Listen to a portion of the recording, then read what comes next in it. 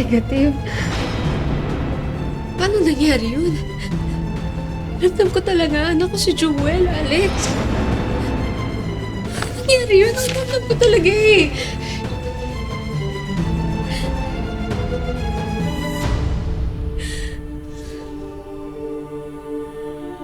At Amira, alam ko gusto mong maniwala na totoo yung sinasabi ni Chief Santi, pero siguro baka dapat tanggapin mo na lang na namatay na yung anak mo. Hindi ko matatanggap yun. Alam ko anak ko si Joel. Yun ang rason kung bakit alam niya yung kantang kinakanta ko habang buntis ako. Alex, anak ko siya.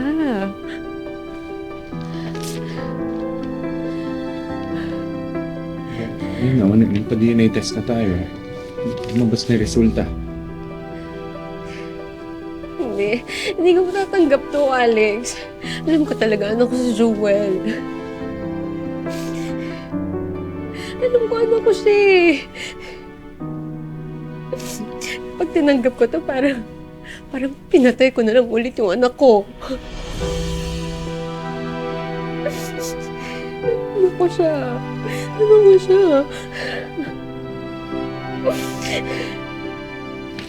Kung hindi man ikaw yung toong nanay ni Joel, ano pang magagawa natin?